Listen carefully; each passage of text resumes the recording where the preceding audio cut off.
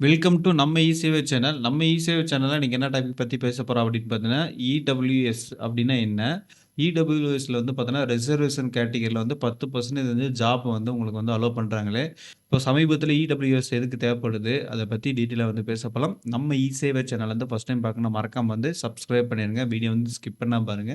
அப்போதான் சொல்லக்கூடிய தகவல் மூலியமா வந்து சேரும். வாங்க வீடியோக்குள்ள போகலாம்.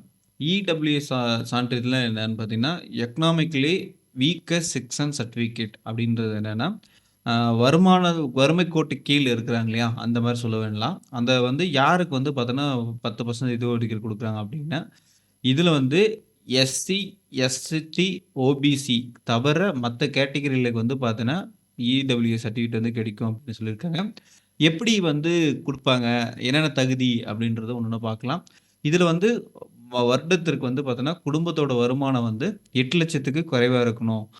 அப்படின்னு சொல்லியிருக்காங்க. அதுக்கப்புறம் அடுத்தது என்னன்னா, சொத்து வந்து பார்த்தோன்னா, ஊரக பகுதியில வந்து 5 ஏக்கர் வந்து விளை நிலங்களோ, விவசாய நிலங்களோ எந்த நிலமும் இருக்கக்கூடாது.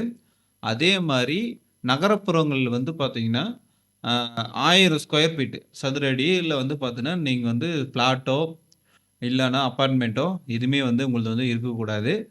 அடுத்தது என்னன்னா, 100 சதுர அடியில வந்து பார்த்தோன்னா, வணிக நிலம். இது வந்து வியாபாரம் பண்றீங்களா? அந்த மாரி இடம் எந்த நிலமும் இருக்கக்கூடாது. கடையோ அதெல்லாம் இருக்கக்கூடாது அப்படின்ற விஷயத்த சொல்லியிருக்காங்க.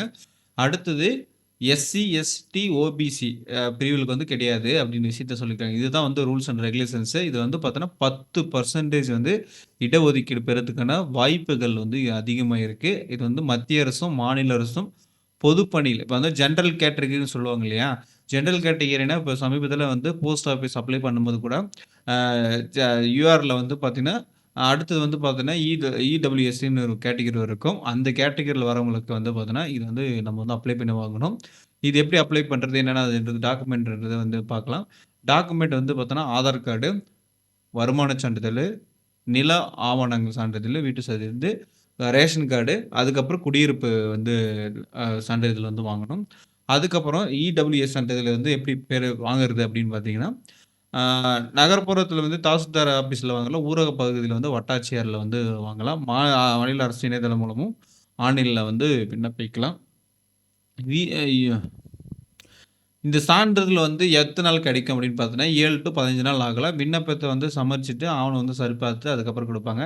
சான்றிதழ் பயன்கள் வந்து பார்த்தீங்கன்னா, யுபிஎஸ்சி, டிஎன்பிஎஸ்சி போன்ற போட்டித் தேர்வில் 100% வந்து இடஒதுக்கீடு, நகர்ப்புற வேலைவாய்ப்புகள் முன்னுரிமை, பள்ளி மற்றும் கல்லூரி சேர்க்கையில் இடஒதுக்கீடு, மத்திய அரசு வேலைகள் முன்னுரிமை. இது வந்து இப்ப ஜெனரல் கவர்மெண்ட்லேருந்து வேலை வந்து தான் போஸ்ட் ஆஃபிஸ் வந்திருக்கு இல்லையா? அதில வந்து பார்த்தீங்கன்னா, இதெல்லாம் அனுபவமா இருக்கும். இந்த டபிள்யூ சான்றிதழ் வந்து வருஷத்துக்கு ஒரு முறை வந்து பார்த்தீங்கன்னா, நீங்க ரினியூவல் பண்ணணும். ஏன்னா, அதுக்கப்புறம் நீங்க வந்து அதிகமான சேலரிகளையோ இல்ல எதுவும் வாங்குனீங்கன்னா, நீங்க வந்து அது மாறிரும். அதுக்காக தான் அவங்க சொல்ல வராங்க.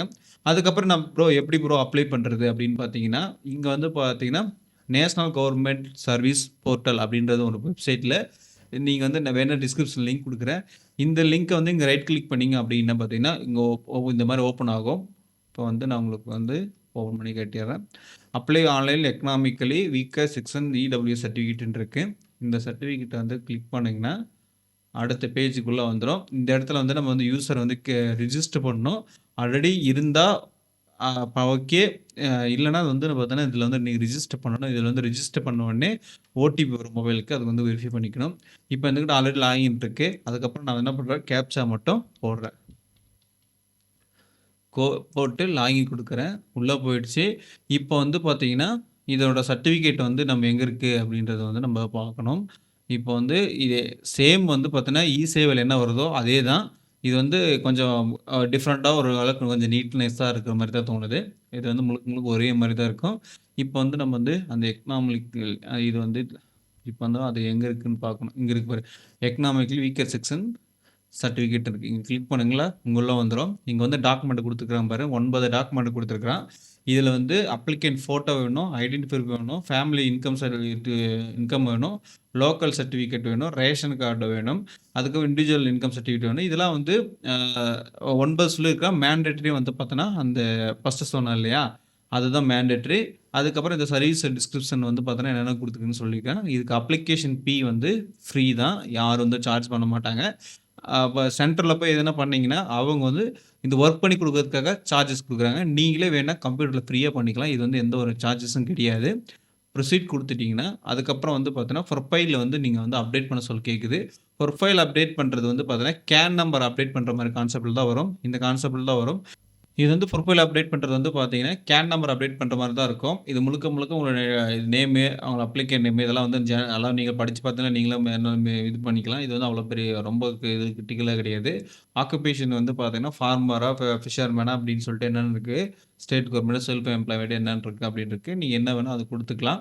நீங்க என்ன ஒர்க் பண்றீங்களோ அத குடுத்துக்கோங்க. இது வந்து பார்த்தீங்கன்னா, ஆ இது வந்து அந்தமான்ல இருக்கீங்களா? வந்து ரெசிடென்ட்ன்னு கேட்டிருக்கு. எஸ் குடுத்தீங்கன்னா, உங்களுக்கு வந்து கம்மியா இருக்கும். நோ குடுத்தீங்கன்னா, ஃபுல்லா வந்து பார்த்தீங்கன்னா, அந்தந்த ஸ்டேட்டு, அந்தமான்லேருந்து எங்க வந்தீங்க, அத பத்தி டீட்டெயிலா வந்து ஃபுல்லா இது மாரி குடுக்குற மாரி இருக்கும். நீங்க வந்து இருந்தீங்கன்னா குடுங்க. இல்லன்னா வந்து நோ குடுத்துட்டு, அதுக்கப்புறம் நேஷனாலிட்டி இந்தியன், அதுக்கப்புறம் வந்து பார்த்தீங்கன்னா, அ உங்க டேட் ஆஃப் பர்த் அதெல்லாம் வேண்டியதுமே இல்ல.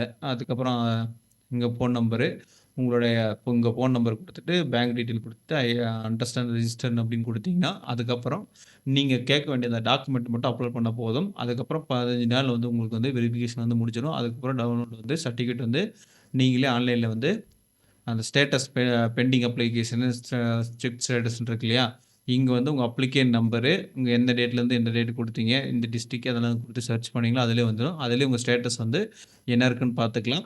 இதுதான் வந்து பார்த்தீங்கன்னா, நீங்க வந்து இடபிள்யூஎஸ் சர்டிஃபிகேட் வந்து ஆன்லைன் பண்றது, ஃப்ரீயா பண்றது. இது வந்து பார்த்தீங்கன்னா, முழுக்க முழுக்க ஆ சிஸ்டமேட்டிக் தான் இப்ப வந்து கொண்டு வந்திருக்காங்க. ஆஃப்லைன் வந்து அக்செப்ட் பண்றாங்களான்னு தெரியல. ஆனா வந்து ஆன்லைன்ன்றது இப்படி தான் எடுக்கணும். இத பத்தி வேற ஏதாச்சும் டவுட் இருந்தா கமெண்ட் பாக்ஸ்ல கமெண்ட் பண்ணுங்க. இந்த வீடியோ இதோட முடிச்சுக்கலாம். நெக்ஸ்ட் வீடியோல வந்து சந்திக்கலாம். பாய்.